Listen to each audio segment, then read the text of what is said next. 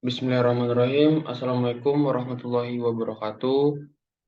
Selamat pagi, selamat siang, selamat sore, dan selamat malam. Perkenalkan, nama saya Abdul Maikul Sahir dari kelas F mata kuliah Sistem Kendali bersama dengan Bapak Rudi Sunoko. Jadi, pada video kali ini saya akan menjelaskan terkait dengan ujian tengah semester.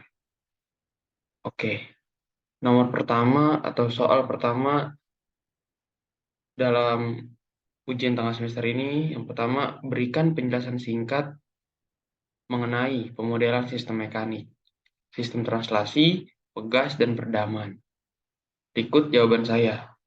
Pemodelan sistem mekanik sangatlah penting dalam urusan teknik kendali atau control engineering, karena bisa menjadi acuan untuk mendesain sistem kendali kontrol. Dalam pemodelan persamaan diferensial, sistem mekanik terbagi menjadi dua sistem berdasarkan jenis geraknya. Yang pertama sistem mekanik translasi dan yang kemudian rotasi. Nah, untuk apa sih pemodelan sistem mekanik translasi?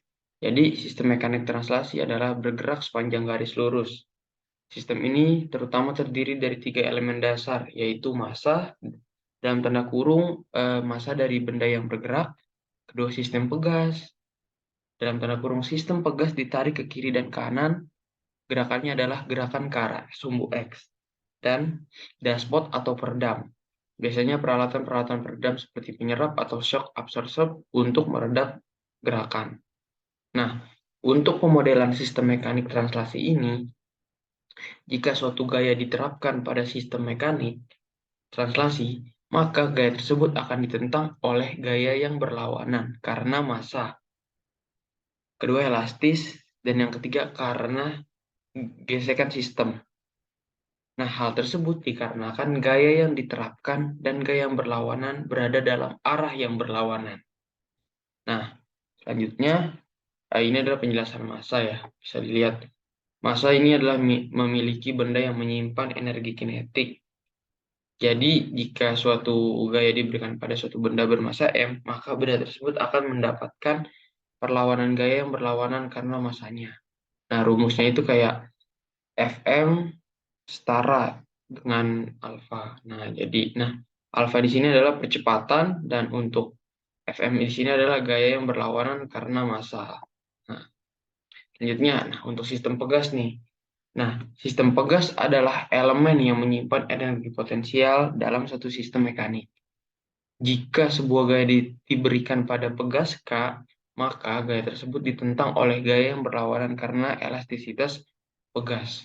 Nah, bisa dilihat pada layarnya untuk rumusnya adalah Fm setara alfa, di mana Fk sama dengan Kx, F sama dengan Fk sama dengan Kx, di mana F adalah gaya yang diterapkan, untuk Fk adalah gaya yang berlawanan, karena elastisitas pegas tadi, yang K adalah konstanta pegas, dan X-nya sendiri perpindahan. Selanjutnya, untuk soal nomor satu, untuk poin terakhir ini ada dashpot, peredaman. Nah, jika suatu gaya diberikan pada dashpot, maka gaya tersebut ditentang oleh gaya yang berlawanan karena gesekan dari dashpot.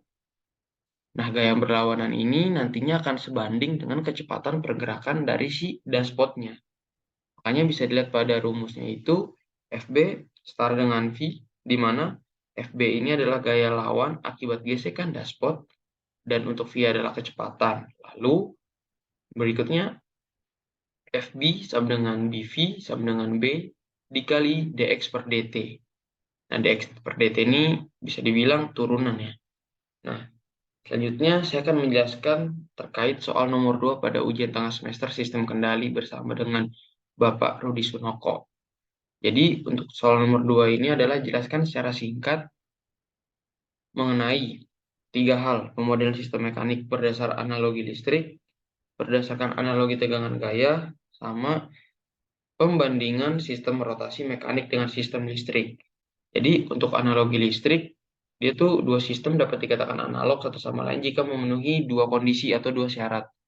Syarat yang pertama adalah kedua sistem secara fisik berbeda, karena kalau jika sama itu nggak bisa dibilang masuk ke dalam analog ya. Yang syarat kedua adalah permodelan persamaan diferensial kedua sistem ini sama. Nah, sistem kelistrikan dan sistem mekanik merupakan dua jenis sistem yang berbeda secara fisik.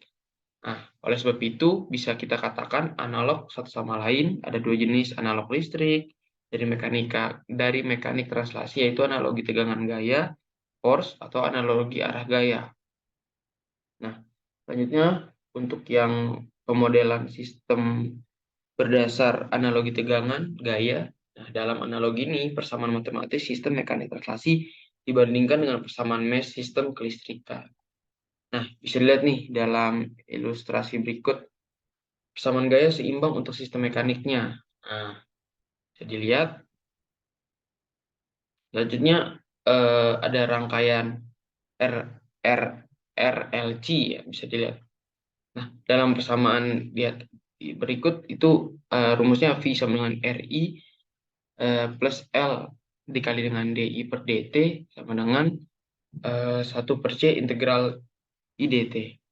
Nah, kemudian untuk mencarinya tuh kita menggunakan dengan substitusi ya, di mana I sama dengan DQ per DT ke persamaan 2, maka didapat sebagai berikut, bisa dilihat pada layar. Nah, dengan membandingkan persamaan tadi, persamaan pertama adalah persamaan yang ini, lalu kita membandingkan persamaan 1 dan persamaan 3. Jadi didapat besaran analog dari sistem mekanik translasi dan sistem kelistrikan sebagai berikut. Nah, sistem mekanik itu ada gaya, massa, koefisien gesek, serta pegas, perpindahan, dan kecepatan. Nah, untuk sistem kelistrikan itu ada tegangan, induktansi, resistansi, kebalikan dari kapasitansi, muatan, dan arus. Ini saya lihat sumber dari channel YouTube Bapak Rudi Sunoko dengan channel bernama Riz Dandur. Nah, untuk menjawab 2C itu perbandingan sistem rotasi mekanik dan sistem kelistrikan. Didapat dari persamaan 4 dan 3, yang dimana persamaan 4 adalah persamaan torsi seimbang dari ilustrasi berikut. Nah, ilustrasinya itu sebagai berikut ya, dimana B ini adalah gaya yang searah sumbu X, dan untuk torsi dan theta ini kayak rotasi ya, berputar gitu.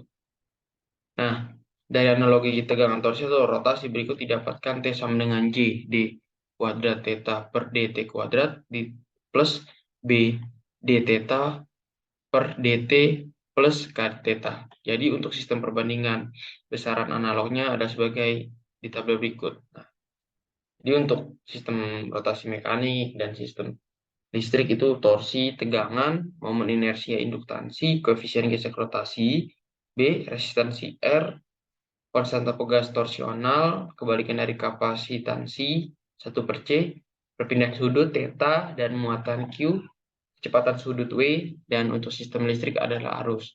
Saya juga mendapat tabel ini di channel Bapak Rudi Sunoko dengan channel bernama Riz Dandur. Nah, selanjutnya saya ingin menjawab soal nomor 3 pada soal UTS. Nah, dengan soal sebuah blok mewakili fungsi ahli suatu komponen blok. Ini memiliki masukan tanggal dan keluaran tunggal. Blok berikut menunjukkan bahwa blok ini memiliki XS sebagai masukan, YS sebagai keluaran, dan GS sebagai fungsi transfer. Bisa dilihat ini jelaskan bentuk transfer blok ini. Jadi bisa dilihat ya, GS sama dengan YS per XS, di mana YS sama dengan GS dikali dengan XS, di mana keluaran YS adalah hasil yang diperoleh dengan mengalihkan fungsi transblok G dalam kurung S dengan masukan X dalam kurung S. Selanjutnya saya akan menjelaskan soal nomor 4. Dalam soal UTS, saya akan menjawab tentang proses penyederhanaan di atas ini menurut saya sudah cukup jelas. Dikarenakan bisa dilihat dari persamaan outputnya ya. Dari persamaan outputnya itu pada kombinasi koneksi paralel dua blok, di atas didapatkan persamaan output Y dalam kurung S sama dengan Y1 dalam kurung S plus Y2 sama dengan S, dan pada koneksi blok tunggal di bawahnya didapatkan persamaan outputnya, yaitu Y sama dengan Y dalam kurung S sama dengan dalam kurung G1 dalam kurung S plus G2 S dikali dengan XS. Bisa dilihat?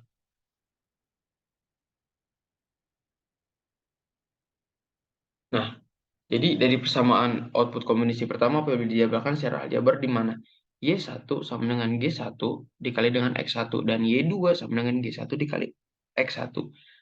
X. Maka fungsi persamanya setelah mensubstitusi Y1 dalam kurung S dan Y2 dalam kurung S akan menjadi Y dalam kurung S sama dengan G1 dalam kurung S dikali dengan X dalam kurung S plus G1 dalam kurung S dikali dengan X dalam kurung S sama dengan G1S plus G2 dengan dikali dengan X tadi. Oleh sebab itu, representasi koneksi paralel dua blok ini eh, merupakan suatu proses yang menjelaskan bahwasanya proses penyederhanaan sistem kendali ini tidak mengubah hasil keluaran atau outputnya. Sekian dari penjelasan UTS sistem kendali dengan diampu oleh Bapak Rudi Sunoko. Saya cukupkan, lebih kurangnya mohon maaf. Wassalamualaikum warahmatullahi wabarakatuh.